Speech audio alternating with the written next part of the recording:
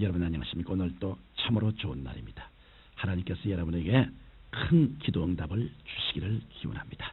저는 오늘 여러분과 함께 로마서 8장 12절로 16절의 말씀을 가지고 우리를 인도하시는 성령님이라는 제목으로 은혜를 나누고자 합니다.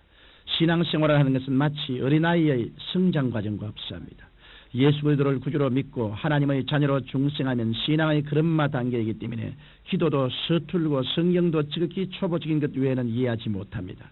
그러나 세월이 흘러가면 성령님의 도우심으로 기도도 유창하게 자랄 수 있게 되고 말씀도 깊이 깨닫게 되어 장성한 신앙을 가질 수 있게 되는 것입니다.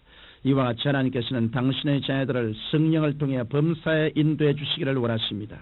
그런데 사람들은 성령님의 인도를 받으려면 기상천외한 꿈이나 환상이나 음성만을 들어야 하는 것으로 오해하고 있습니다. 우리 성령께서는 그의 백성들을 가장 평범한 생활 중에 인도하여 주시는 것입니다.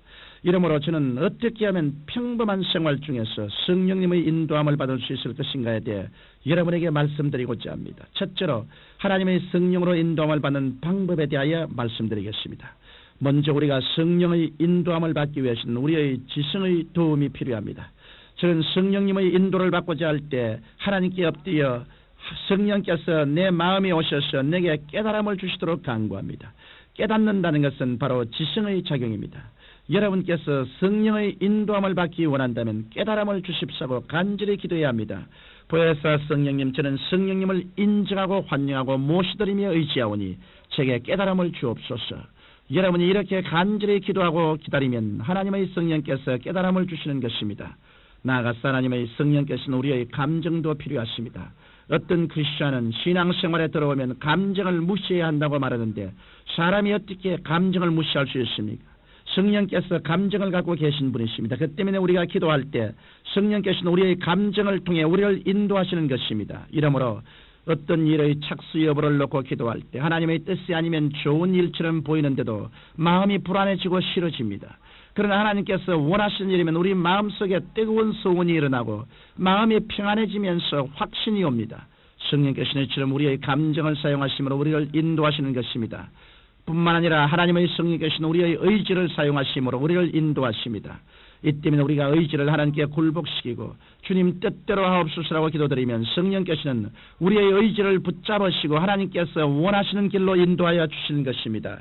이러므로 여러분이 성령님의 인도함을 받고자 할 때는 매일매일의 생활 가운데서 성령님을 인정하고 환영하며 모셔드리고 의지해야 합니다. 그럴 때 성령께서는 깨달음을 통하여 마음의 거부 반응이나 긍정적인 반응을 통하여 의지의 결단을 통하여 여러분을 인도하여 주시는 것입니다. 둘째로 성령께서 인도하시는 가장 중심적인 의미에 대하여 말씀해드리고자 합니다.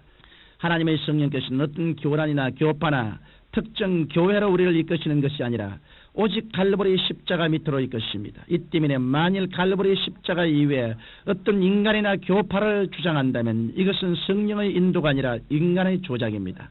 하나님의 성령께서는 우리로 하여금 예수 그리스도 이외의 그 무엇도 자랑치 못하게 하시는 것입니다. 그러면 성령께서는 갈보리 십자가 밑에서 우리에게 어떤 의미를 부여해 주실까요? 먼저 성령께서는 죄사함의 의미를 부여해 주십니다. 예수님께서는 우리의 과거, 현재, 미래의 죄를 십자가에 짊어지시고 우리를 대신해서 하나님께 심판을 받으심으로 우리 죄를 다 청천하셨습니다. 이러므로 성령께서는 우리로 하여금 누구든지 회개하고 예수님을 믿으면 모든 죄를 사함받고 하나님 앞에서 의롭다함을 얻고 천국에 갈 수 있는 자격을 얻게 된다는 것을 깨닫게 해주시는 것입니다. 또한 성령께서는 십자가 밑에서 성령 충만의 의미를 부여해 주십니다. 우리의 인생길은 마치 사막과 같습니다. 그러나 성령께서는 우리가 예수님을 믿고 성령 충만을 받으면 생수의 강이 우리 뱃속에 넘쳐나게 된다는 것을 우리에게 깨우쳐 주시는 것입니다.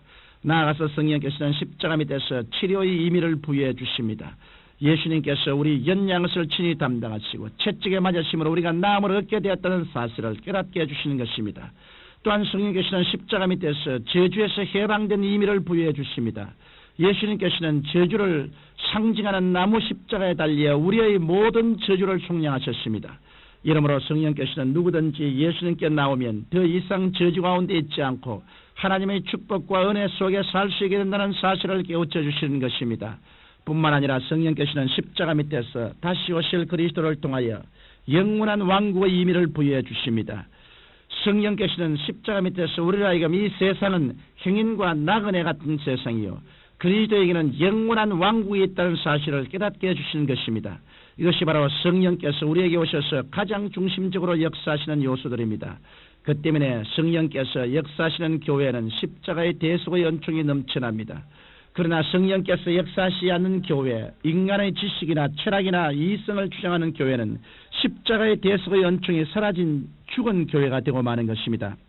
이러므로 여러분은 성령님의 음성에 귀를 기울이고 예수 그리스도 십자가 밑에서 옛사람을 벗어버리고 새사람을 입게 되시기를 주님의 이름으로 축원합니다. 셋째로 성령께서는 십자가 대속의 연총을 깨달은 사람들을 더 깊은 세계로 인도하십니다. 먼저 하나님의 성령께서는 십자가 대속의 연총을 깨달은 그리스도인들을 의와 평강과 희락의 삶을 살도록 인도하여 주시며 긍정적인 믿음과 적극적인 소망과 창조적인 사랑의 삶을 살도록 역사해 주십니다. 그래서 우리의 환경이 칠흑같이 어둡다고 할지라도 우리가 하나님을 사랑하는 자 곧 그 뜻대로 부르심을 입은 자들에게는 모든 것이 합력하여 선을 이룰 줄 믿고 생활하도록 역사하여 주시고 우리의 사랑을 필요로 하는 모든 사람들에게 그리스도의 사랑을 공급하는 생활을 하도록 역사하여 주시는 것입니다. 또한 성령께서는 변화된 그리스도인들을 통해 그리스도의 몸된 교회를 세우십니다. 오늘날 하나님의 성령의 최대 과제 중에 하나가 이 세상에 그리스도의 몸된 교회를 세우는 일입니다. 교회는 하나님께서 역사하시고 예수님께서 역사하시고 성령께서 역사하십니다. 이 때문에 성령께서는 변화받은 그리스도인들을 통해 적극적으로 교회를 세우십니다. 이러므로 성령의 사람이 되면 당회원으로, 재직회원으로, 구역장으로, 교회학교 교사로, 성가대원으로, 평신도로 어찌하든지 그리스도의 몸된 교회를 세우고 성장하도록 발전하도록 전력을 기울이게 되는 것입니다. 나아가서 성령께서는 변화된 그리스도인들에게 증거의 사명을 주셨습니다. 예수님께서는 오직 성령이 너희에게 마시면 너희가 권능을 받고 예루살렘과 온 유대와 사마리아와 땅끝까지 이르러 내 증인이 되리라고 말씀하셨습니다. 이러므로 성령께서는 그리스도인을 증인의 삶을 살도록 인도하여 주십니다. 오늘날 예수 그리스도를 믿는 사람들은 모두 다 성령의 사람들입니다. 그리스도인들은 성령으로 살다가 성령의 능력으로 부활하게 됩니다. 이러므로 우리는 우리와 함께 계신 성령님을 늘 인정하고 환영하고 모셔드리고 의지해야 합니다. 여러분, 우리의 생활 중에 하나님의 뜻을 계시하시고 예수님의 십자가의 공로를 체험케 해주시며 신앙을 성장시켜 주시는 분은 바로 보혜사 성령님이신 것입니다. 이러므로 이 방송을 청취하시는 여러분들은 매일 성령님과 동행하심으로 이 땅에서 성령의 삶을 살다가 육신의 장막이 무너지는 날 부활의 영원한 영광을 누리게 되시기를 주님의 이름으로 축원합니다. 사랑이 많으신 아버지 하나님, 하나님의 거룩하신 성령의 은총을 받아서 십자가의 의미와 뜻을 깊이 깨닫고 그것으로서 종의 멍에를 꺾어버리게 하여 주옵소서. 예수님 이름으로 기도합니다. 아멘.